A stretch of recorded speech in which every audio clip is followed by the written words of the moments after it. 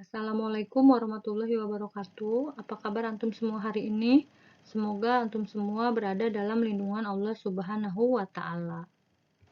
Insya Allah, tema kita hari ini adalah iman kepada kitab. Nah, antum sudah memahami ya bahwasannya arti dari iman itu adalah keyakinan 100% tanpa adanya keraguan sedikit pun karena adanya bukti dan dipahami dengan proses berpikir sehingga kita dapat memahaminya dengan ilmu. Nah, keyakinan terhadap kitab-kitab yang diberikan oleh Allah Subhanahu wa taala ini terdapat di dalam surat Al-Baqarah. Iman kepada kitab terdapat dalam surat Al-Baqarah ayat 285 dan 286. Bismillahirrahmanirrahim. Amanar rasulu bima unzila ilaihi mir rabbih. Rasul telah beriman kepada Al-Quran yang diturunkan kepadanya dari Tuhannya. Wal mu'minun. Demikian pula orang-orang yang beriman. Kullun amana billahi wa malaikatihi wa kutubih. Dan semuanya beriman kepada Allah, malaikat, dan kitab-kitab. Nah ya, wa kutubih. Nah, beriman kepada kitab-kitab yang diturunkan oleh Allah. Wa rusulih, dan rasul-rasulnya. La nufarriqu baina ahadim mir rusulih. Gitu ya. Dan kami tidak membeda-bedakan antara seorang pun dari rasul-rasulnya. Wa qalu sami'na wa ata'na ghufranaka rabbana wa ilaikal maswir. Dan kami dengar, kami taat, maka berdoa, ya Allah ampunilah kami, ya Tuhan kami, dan kepada Engkaulah tempat kembali. Nah, jelas di sini bahwasannya seorang yang beriman harus mengimani kitab-kitab yang diturunkan oleh Allah. Apa saja kitab-kitab yang diturunkan oleh Allah itu? Ada 4 kitab. Yang pertama adalah Taurat yang diturunkan kepada Nabi Musa alaihissalam. Yang kedua itu ada kitab Zabur yang diturunkan kepada Nabi Daud alaihissalam. Yang ketiga itu ada kitab Injil yang diturunkan kepada Nabi Isa alaihissalam. Yang terakhir itu adalah Al-Quran yang diturunkan kepada Nabi Muhammad sallallahu alaihi wasallam. Nah, keempat kitab ini semuanya diturunkan oleh Allah. Dan kita wajib percaya terhadap 4 kitab ini. Tapi ketika kita mempercayai kitab-kitab ini, jelas karena terdapat di dalam Al-Quran. Nah, untuk lebih meyakinkan kita, tadi kan harus iman itu yakin secara 100% dengan adanya bukti. Bukti yang pertama ada dalam Al-Quran. Tapi bagi orang-orang yang belum muslim, bagaimana mempercayai bahwa Al-Quran itu adalah kalamullah, kitab Allah yang diturunkan oleh Allah. Karena apa? Islam itu diturunkan untuk seluruh manusia. Maka manusia itu memang harus percaya 100% dengan adanya bukti melalui proses berpikir. Begitu pula ketika kita akan memahami percaya terhadap Al-Quran karena kitab yang sekarang ada yang terakhir itu adalah Al-Quran. Sedangkan kitab Taurat, Zabur, Injil itu sudah Allah angkat. Artinya sudah tidak ada dan sudah dihapuskan diganti dengan Al-Quran. Nah, bagaimana kita memahami kita supaya percaya secara 100% yakin Al-Quran itu adalah kalamullah, maka dibutuhkan proses berpikir. Kita akan membahas bagaimana Al-Quran itu adalah kalamullah, bukan buatan manusia, melalui proses berpikir. Kita tidak akan membahas 3 kitab sebelumnya, karena kita hanya wajib percaya, tapi tidak usah dipelajari. Karena memang sudah Allah angkat gitu ya, kitab yang 3 tadi. Nah, sedangkan Al-Quran itu gitu ya, ini adalah kalamullah. Tapi apakah benar Al-Quran itu adalah kalamullah? Maka harus kita buktikan dengan proses berpikir. Karena Al-Quran itu turunnya di Arab gitu ya, di Mekah, maka kita akan melihat bagaimana Al-Quran itu menantang orang-orang Arab pada saat itu untuk membuat karya yang serupa dengan Al-Quran. Artinya ketika orang-orang Arab itu mengatakan bahwa Al-Quran itu adalah buatan manusia, maka silakan, kata Al-Quran, buat karya yang serupa dengan Al-Quran. Tapi pada saat itu tidak ada yang mampu gitu ya untuk membuat karya yang serupa dengan Al-Quran. Yang kedua, apakah Al-Quran itu buatan Nabi Muhammad gitu ya? Karena kan dibawa oleh Nabi Muhammad. Tapi ternyata itu juga tidak bisa dikatakan seperti itu.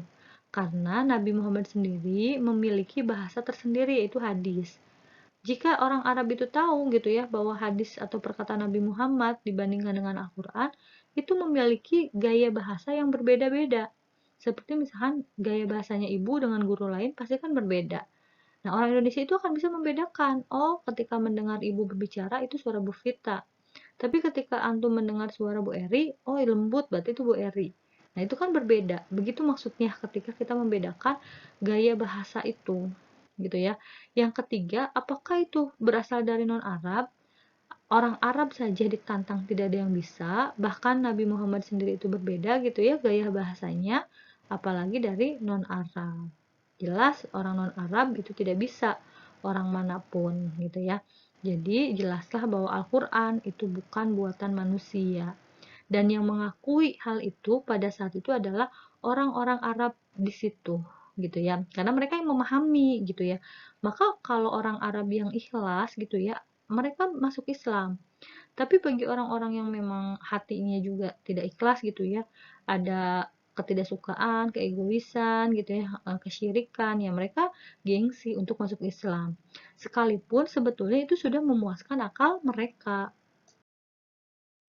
Ketika kita sudah memahami gitu ya tadi bahwasannya Al-Quran itu bukanlah buatan manusia, baik dari orang Arab ataupun orang non-Arab, karena tadi sudah dibantah ya, ataupun buatan Nabi Muhammad, itu sudah dibantah gitu kan ya. Jadi Al-Quran itu menurut orang-orang Arab terdahulu gitu ya, itu tuh bukan buatan manusia gitu ya. Lantas kalau bukan buatan manusia, buatan siapa? Kan gitu ya. Nah, pastinya adalah buatan sang penciptanya, yaitu Allah. Karena kita sudah membahas ya di kelas 10 bahwasannya Tuhan kita itu adalah Allah, pencipta kita adalah Allah. Maka Al-Quran itu adalah kalamullah, perkataan Allah. Dan Al-Quran jelas gitu kan, memberikan keyakinan di dalam surat Al-Baqarah. Zalikal kitabul la raiba fihi hudal lil muttaqin. Ini gitu kan, kitab Al-Quran ini tidak ada keraguan di dalamnya dan merupakan petunjuk bagi orang-orang yang bertakwa.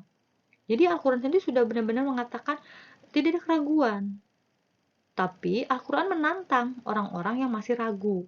Apa tantangannya? Dikatakan di dalam surat Al-Baqarah ayat 23, wa in kuntum, dan jika kalian fi roibi. Jadi jika kalian dalam keraguan, fi roibi mimma nazalna, masih keraguan gitu ya dengan apa-apa yang diturunkan, artinya dengan Al-Quran, ala abdina, maka gitu kan, datangkanlah gitu kan, artinya datangkanlah orang-orang yang bisa faktu bisu rotim mimislih, orang-orang yang bisa mendatangkan gitu ya 10 surat gitu kan, atau satu surat saja yang serupa dengan Al-Quran gitu kan ya. Terus dikatakan lagi fad'u suhada akum min dunillahi. Jika satu orang tidak sanggup, ayo datangkan penolong-penolong yang selain dari bukan penolong Allah. Artinya siapa saja, silahkan bagi yang masih ragu, datangkan 10 surat yang serupa dengan Al-Quran. Jika mampu mendatangkan yang serupa dengan Al-Quran, maka Al-Quran bukan kalamullah. Ternyata pada saat itu gitu ya, tidak ada satupun yang mampu untuk membuat karya yang serupa dengan Al-Quran gitu kan. Jangan pun satu juz gitu ya, atau makan 30 juz gitu ya, satu saja, satu ayat itu tidak ada yang mampu gitu kan ya. In kuntum shodiqin, jika memang mereka benar-benar gitu kan ya, maka buatlah gitu karya yang serupa dengan Al-Quran. Makanya ditantangkan, dan jika kamu meragukan Al-Quran yang kami turunkan kepada hamba kami gitu ya, maka buatlah satu surat yang semisal dengannya, dan ajak tuh penolong-penolong gitu ya, penolong-penolongmu selain Allah, jika kamu memang orang-orang yang benar. Itu tantangan Al-Quran. Tapi memang pada saat itu tidak ada yang bisa. Sampai hari ini pun tidak ada bisa yang membuat karya yang serupa dengan Al-Quran. 14 abad yang lalu turun, sampai hari ini Al-Quran itu tidak pernah berubah. dan Al-Quran tidak pernah juga ada yang menambahkan atau menguranginya.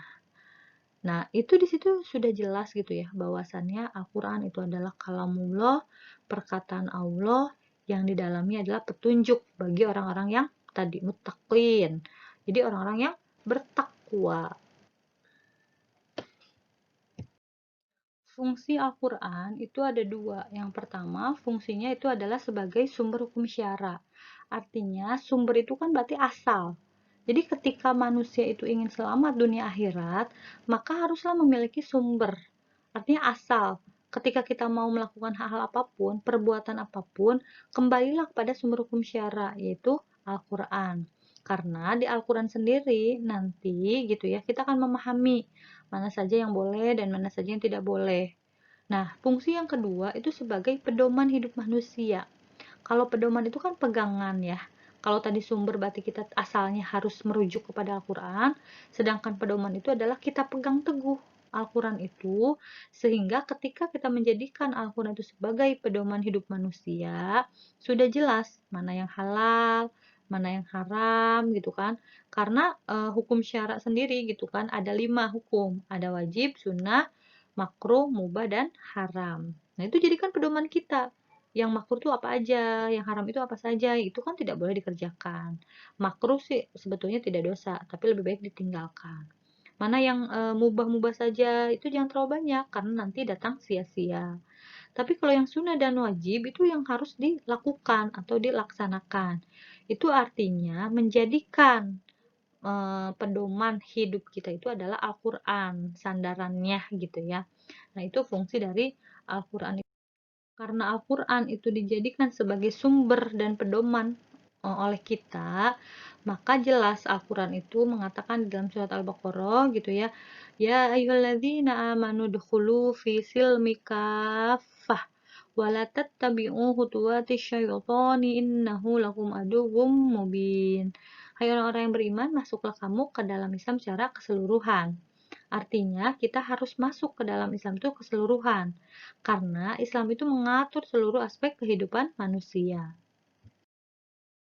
Masuklah antum semua ke dalam Islam secara kafah, menyeluruh.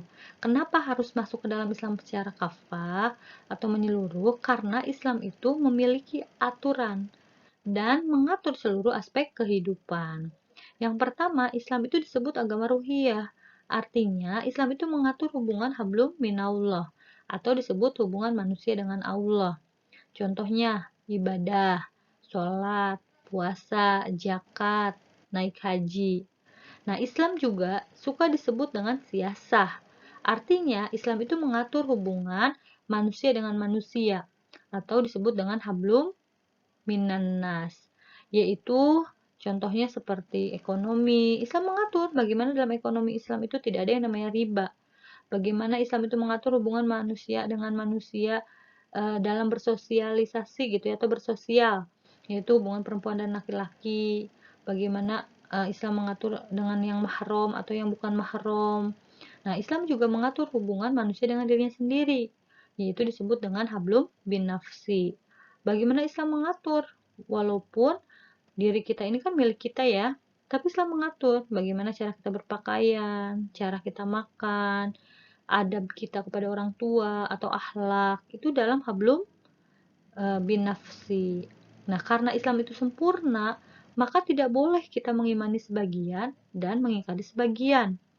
Kalau ibadah kita mengikuti gitu ya, tapi ketika hablum minanasnya kita justru tidak mengikuti. Nah, itu tidak boleh. Jadi, ketika kita seorang muslim, kita beriman kepada kitab yang diturunkan oleh Allah, yaitu Al-Quran, maka kita harus masuk ke dalam Islam secara kafah, menyeluruh.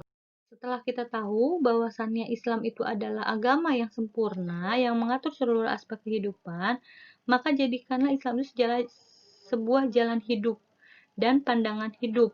Karena dari jalan hidup ini dan pandangan hidup ini maka akan melahirkan suatu tingkah laku yang islami. Kenapa? Karena Islam adalah solusi. Karena seluruh permasalahan hidup manusia itu ada solusinya di dalam Islam. Apa yang tidak ada di dalam Islam? Walaupun Islam sudah diturunkan gitu ya, 14 abad yang lalu gitu kan, Al-Quran itu diturunkan 14 abad yang lalu. Tapi masalah-masalah yang terjadi hari ini, Islam itu memiliki solusi. Bagaimana saat sekarang ya, pandemi corona itu, Islam itu punya solusi. Itu kan tidak ada hubungan nih sebetulnya ya dengan misalkan sholat, ibadah gitu kan. Tapi Islam ada solusinya. Walaupun itu kan berkaitan manusia dengan manusia. Bagaimana kesehatan kan itu berarti ya, Islam itu mengatur bagaimana caranya supaya kasus corona ini segera berakhir gitu kan, bagaimana harus melakukan lockdown gitu ya, itu kan pernah dicontohkan oleh masa Umar bin Khattab. Umar bin Khattab itu memberlakukan lockdown pada wabah waktu itu, bukan 14 hari ya, kalau sekarang kan 14 hari katanya ya corona itu. Nah, Umar bin Khattab itu memerintahkan kepada para sahabat gitu ya yang terkena wabah di Damaskus itu untuk berdiam di wilayahnya, tidak boleh ada yang keluar dan tidak boleh ada yang masuk. Dan di situ dilihat mana yang sudah tertular dan mana yang sehat. Dipisahkan, tapi juga dijamin kehidupan mereka, makannya gitu ya, kebutuhan pokoknya dan lain sebagainya supaya mereka menyembuhkan diri. Bagi yang sehat boleh beraktivitas seperti biasanya sampai wabah itu berakhir. Nah, Islam itu menjamin kebutuhan manusia. Nah, itu banyak ya contoh lain lagi bagaimana Islam itu e, sebagai solusi dalam kehidupan. Nah, dari sinilah jadikan Islam itu sebagai jalan hidup dan pandangan hidup. Karena Islam itu memiliki solusi. Nah, jadi kalau antum nih punya masalah, jangan kemana-mana, kembali kepada Islam. Bagaimana caranya? Kalau antum sudah memahami Al-Quran, kembali kepada Al-Quran. Tapi kalau antum misalnya masih belajar, terus antum belum tahu bagaimana solusinya, maka tanyalah kepada orang-orang yang sudah memahami Islam. Artinya antum ngaji gitu, artinya antum mengkaji bahasan Islam. Karena Al-Quran itu turun di Mekah dan Madinah selama 22 tahun, 2 bulan, 22 hari, itu sebanyak 30 juz, 114 surat, dan 6.666 ayat. Maka banyak sekali yang harus kita pahami gitu ya.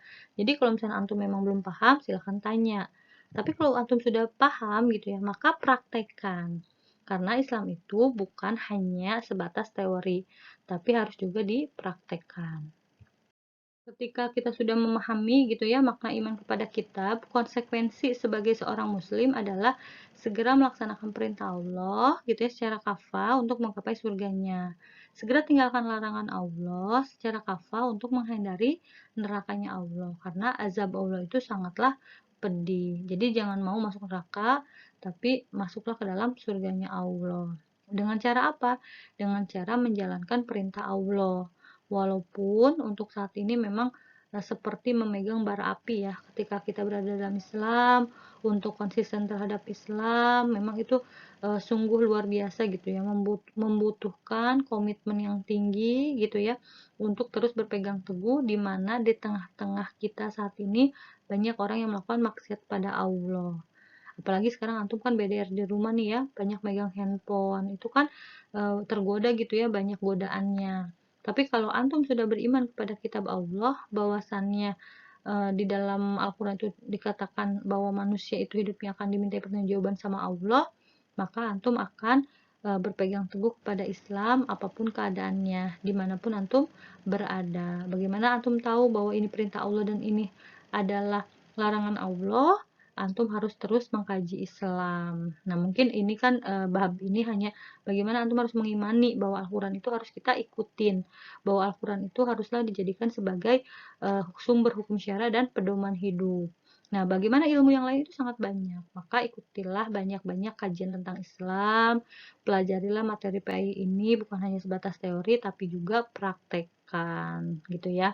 Terus yang berikutnya selain antum ikut kajian, ketika antum sudah punya sedikit ilmu, maka berbagilah dengan teman-teman antum, dengan orang-orang lain. Kenapa? Karena dengan seperti itu pun gitu ya, antum akan mendapatkan pahala dari Allah Subhanahu wa Ta'ala. Karena itu adalah salah satu perintah Allah, yaitu dakwah. Nah, jadi jangan hanya mementingkan diri sendiri, tapi pikirkanlah umat. Karena dengan memikirkan umat, itu juga mengikuti perintah Allah Subhanahu wa Ta'ala. Semoga kita bisa dikumpulkan kembali oleh Allah di surganya nanti. Amin. Sekian materi dari Ibu. Wabillahi taufiq wal hidayah. Wassalamualaikum warahmatullahi wabarakatuh.